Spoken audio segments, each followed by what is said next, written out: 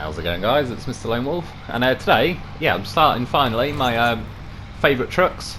Got this one at number 10. It was a bit of a tough one to decide, that's why I kept ended up swerving off and doing a different video. I couldn't really decide between it was between, like, I'm going to call it this one and the long nose one, because I honestly like both of them. I do believe, like, the long nose one is slightly better for not tipping over and all sorts, but I already have this one fully upgraded, and I do like driving this one. There's something, like, I don't know, well, we'll get into it. I've just made some clips of things that I kind of like about it, reasons why I would take it out and go for a little lap in it. At the minute, I'm at the Smithville farm. I've just grabbed the food delivery mission, not really to do the mission, just kind of as an excuse to get some gameplay. But I suppose the first reason why I do like it, it's a bit of a massive beast. That's definitely what she said. And I do like that in this game. I wish they'd add more massive stuff, really. Like, yeah, and I'm not complaining about this, but there's a lot of, like, say, 6-wheeled trucks. It would be cool if there was more stuff that was, like, at least 8-wheel, if not even more. Like, the more the merrier. Yeah, it was between, basically, these two Kolobs and the GMC 95. Since it's got that all-wheel drive, it's pretty fun, but in the end, the only reason I suppose it lost out is further up my list there is other 6-wheeled trucks that, if I'm honest, I would take over the GMC. And I do like that this thing is different. Like I say, it's a bit of a big beast. I'm not usually a fan of slower speeds, so I don't go out in it all the time, but I mean, one thing I do like about it, it's definitely a heavy hitter. It pulls some serious weight to it. In my review, I drove up this hill, I believe I did, yeah, with I was winching a 4-slot trailer, oh sorry, towing a 4-slot trailer and then winching another 4-slot. So it's very good for, like, heavy towing things, or if you get another pretty big truck stuck in a bit of an awkward place. As long as you can drive there. Obviously, if you've got it stuck on some little windy mountain road, like this just isn't really, you know, you could at a push, but it's one of the biggest trucks in the game, so it certainly wouldn't be your first choice. As I was driving back out there, I just happened to have a Tatran sat there from, I was messing around doing some things earlier, trying to knock some trees down with the Tatran. But yeah, stuck a winch on that, started towing that as well. For some reason, it didn't really feel like it was driving with me, or if it was, that just kind of highlights how slow the Tatran is, really.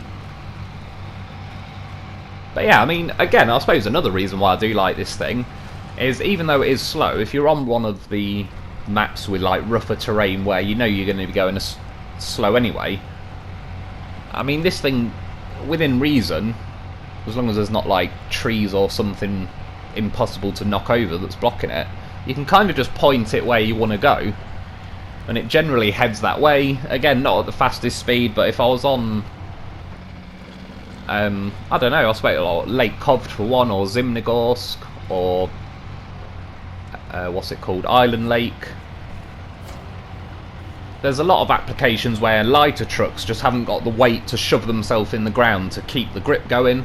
This is one that's obviously, it's one of the heaviest vehicles in the game, and yeah, because of that, it keeps itself very well planted. I just did like half a lap round here. I remember when I had to deliver something to here, and yeah, I think I had to bring an oversized special trailer thing there, and I kept getting stuck in the mud around that drilling site loads, whereas this thing is just, yeah, because it sort of creates its own grip with its own weight, I drove around there just fine, no problems. I mean, there it is compared to the Transtar. To be fair, the Transtar is pretty small, but that's kind of why I parked them together. It's definitely a monster compared to that thing. And the nice thing is, as well, they've actually equipped it with, I'd say, a suitable engine. I'm not going to lie, I would, if I had mods, I wouldn't go on, like, double the power or anything, because I don't want overpowered, like, just ridiculous stuff, but I probably would up it 10% or something. Personally, I suppose my biggest thing was the advanced special gearbox. I wish they'd just stretch the gears out a little bit more. But anyway, for whatever reason, I just stuck a trailer on it. I then fancied my chances of climbing up this mountain. I did originally have John on the back, but as I was trying to, like, they've put this stupid tree right in the way of where you can just drive up to this mountain, and it just kept catching the trailer. and John fell off, and then I tried to reload him, but the ramps on the back are a bit iffy. I'll get into that later. But we made it to the top with a low loader. I can't remember what it calls it, like a heavy duty Lowboy trailer or something. Sounds a bit dodgy to me, so we'll just stick to low loader. But it is a pretty heavy trailer, there's no doubt. Like, some of the lighter stuff would certainly notice when this thing's dragging along behind them, especially when you're going up a mountain that's pretty goddamn steep. So I was flying down there. I mean, it was going through the snow okay, but I do think that trailer is a bit of a sort of dragging. Nailed that tree, but not quite. I definitely winded it, let's be honest, but I was not happy because I'm pretty sure I have knocked that tree down before. So I went for one more go, but it just wasn't quite. Again, I think that trailer was just taking a few mile per hour off. However, I was pretty happy, and this is sort of, I left this in for a slightly separate reason. I stuck a winch to the tree in front, and this is the first time I've ever managed this. I've tried this about 100 times, probably not tried it in the last month because I just got used to, like, yeah, it's never worked. That was the first time it's worked where I hit a tree, didn't knock it over, winch to something in front, and the combined, like, power of the winch, power of gripping, and your own weight kind of knocked the tree over. So yeah, pretty goddamn happy with myself on that one. I mean, I suppose this is just more of the same. Like, it's pretty decent through water. I've got another little clip of it going through some pretty deep water, but that's the river on Zimnegor. You leave the garage. Most of you will know this road. You have to go down here to find the Steptoe, the Tatrin. There's a lot of things you have to deliver along here to kind of an oil rig thing at the other side, or an oil derrick, or whatever the hell it's called. But I mean, yeah, like, it's not rapid, but it's pretty guaranteed to get to where it's going. Again, you still have to, like, you're not going to be going over some crazy rocky, like, little cliff bits going up and down and all the rest of it. But this sort of stuff, like boggy mud, a lot of things go pretty damn slow along that road. I mean, the Tatrin goes along that road nicely, but that's just, I don't know. I actually feel like the Tatrin is even slower than this somehow, even though they've got the same gearbox. Like, when I towed it earlier, it definitely slowed me down, and if it was just driving behind me, you'd think it'd not really make any difference. But yeah, I mean, its off-road capability is pretty decent. It's not the best, but...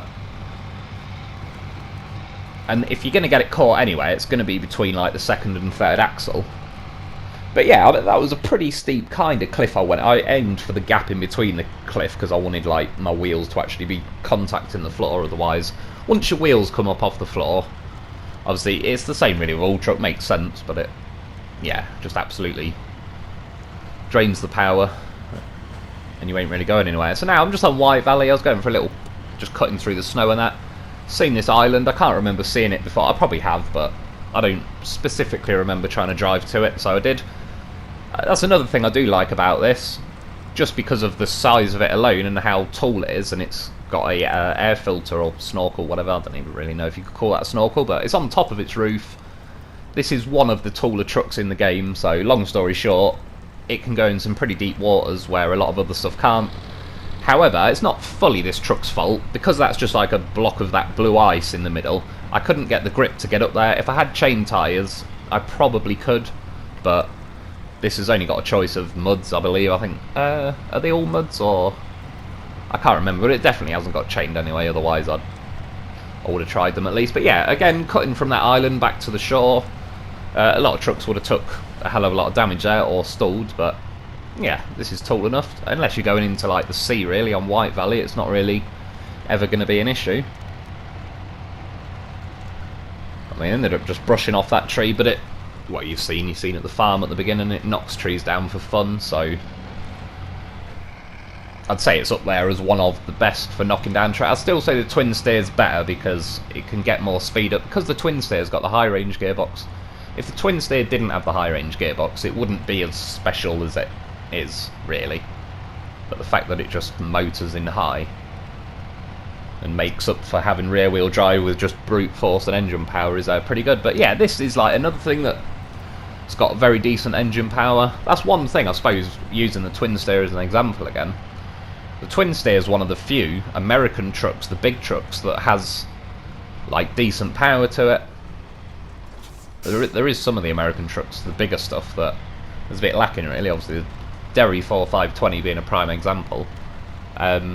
Whereas the Russian stuff, some of the big stuff, have actually got like a suitable engine that seems to like, yeah, it sort of fits and it works and it's pretty comfortable to drive in that. So next up, I just nipped over to Lake Cove, stuck the Derry. So this is the third time I bought this Derry 4520, but I'm giving it another go, having a little test around. Now I suppose we've got a new map and there'll be another one coming soonish. Yeah, purposely got the Derry stuck in the ice, and as you see, this thing, even though it's got mud tyres and I was basically reversing on the blue ice there where you lose a hell of a lot of grip, it still pulled the Derry out of the ice, absolutely no troubles at all. I'm not sure about it. Does anyone else think, unless I'm just getting unlucky, but in the last week or so I feel like the ice is even worse than it used to be? But I've not made it through this ice once in about, yeah, the last week or two, whereas I definitely feel like I used to have more luck. I suppose it's a good reason, especially on this map, to go out with tandem trucks. I stuck a winch on Derry, kind of made it push me along while it's still on unbreakable ice, and I knew that thing had fall in, but sort of 2 in 1, got myself out of there. And then yeah, another little example of like, it's just a very good pulling machine. Like that was again on the blue ice, so especially with muds, like they don't have a lot of grip at all. Most things would just absolutely wheel spin trying to pull that thing out of there because it'll struggle to get grip without the chain tyres. But this thing, like I say, creates its own grip with its own weight.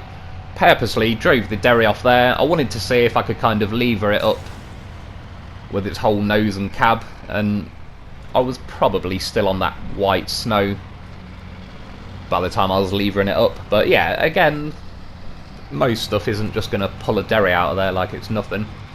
I did notice now though, so I'll leave this extra bit in. You look, when I'm winching it in, it puts its brake lights on, and then when I don't and I just drive forward, it obviously puts it in reverse. You can see like the reverse lights come on, and that's something that I'd say they even need to fix. I can't remember 100% if it always was like that, but yeah, I think they have changed the winch recently, because say if that Derry was facing me, when you used to winch in, it'd hoover the winch in and the thing that you're towing would drive towards you, whereas now it seems like one or the other.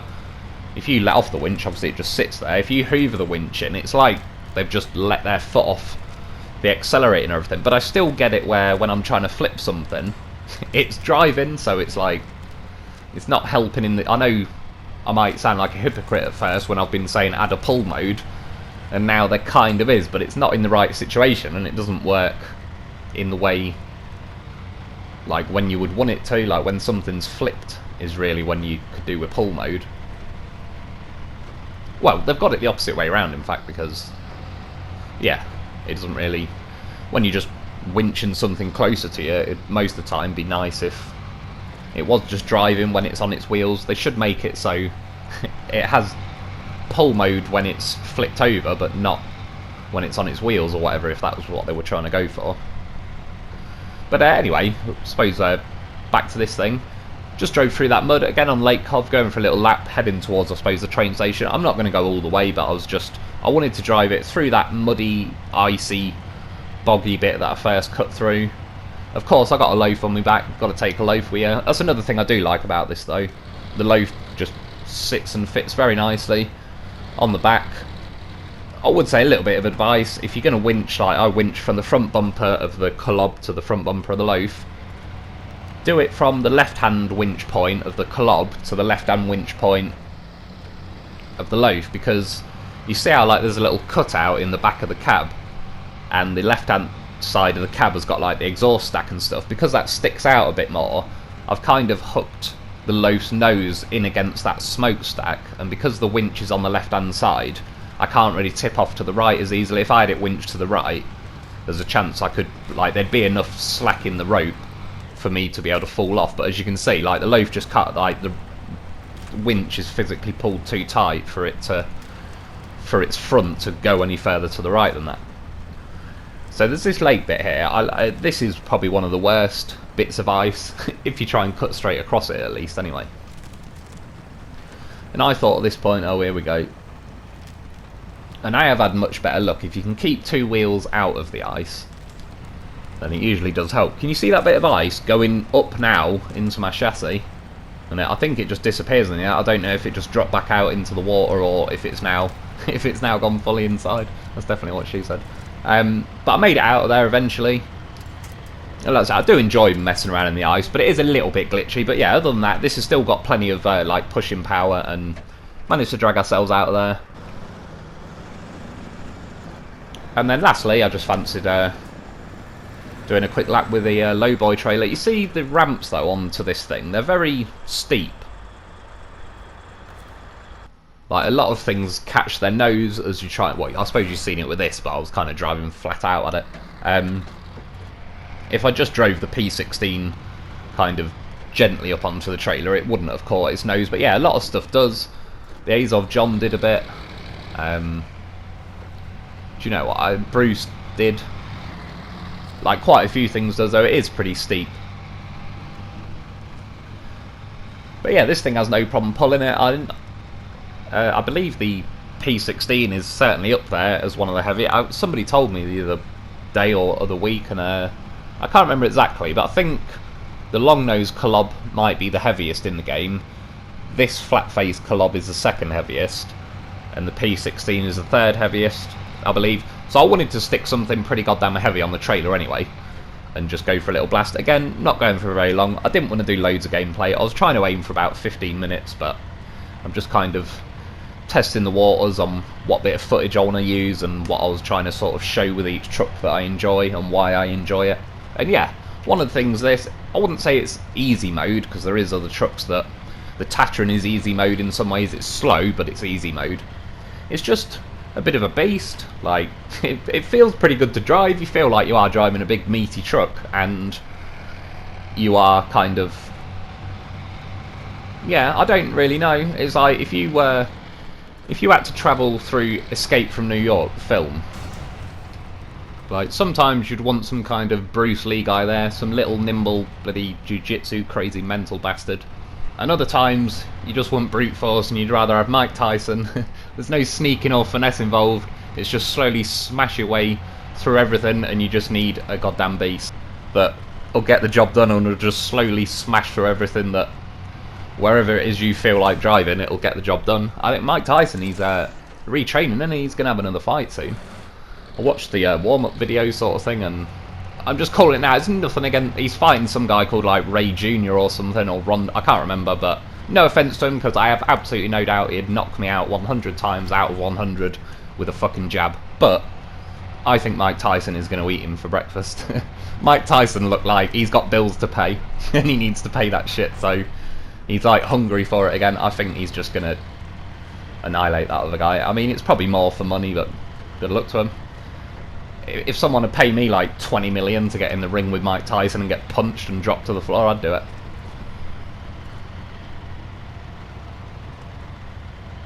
I finally abandoned the trailer. I was cutting through that yard. The P16 started to fall off. I wish you could pack things onto trailers just so they lock on. I'd rather the whole trailer and P16 tip than keep having to flip it back up and drive it back on the trailer. But yeah, that is about it. This is why I enjoy this truck. It's just, yeah, point it where you want to go, and it slowly brakes and crashes and gets there. I mean, look again with the ice, it's glitched into the... If that other end of the ice decided to lock into the ground there, it'll just lock me in place, and that's what I've learned over like 300 attempts at getting through the ice. But anyway, that's about it for today. I hope you've enjoyed. If you got the money, try this truck out, because it's definitely worth giving it a go. Or the long-nosed Kolob. Like I said, they're both pretty similar, but I suppose try them both, see which one might just have the edge over the other. So anyway, yeah, that's it for today. I hope you've enjoyed. Thanks for watching, and I'll be back soon.